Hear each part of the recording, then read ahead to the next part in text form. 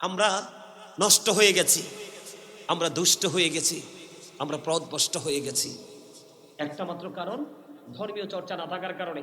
এর মধ্যে গুরুত্বপূর্ণ একটা বিষয় হলো, সমাজের মধ্যে বাংলাদেশে বিশেষ করে বাবা মার নির্যাতন বেড়েই চলেছে। বন্ধুরে আমার একজন পাগল ভক্ত আছে, ওনার বাড়ি হলো বগুড়া। অনেক ভক্ত আছে বন্ধু। ছেলেটাকে বেশি দিন হয়নি বিয়ে করিয়েছে। উনি মুরব্বী। উনি আমাকে ফোন দিয়ে বললেন, হুজুর আমার ছেলেটাকে বিয়ে করাইলাম, বেশি দিন হয়নি।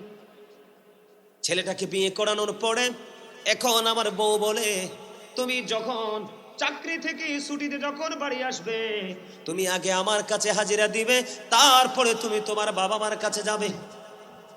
জোরে কন্যা নাউজুবিল্লাহ।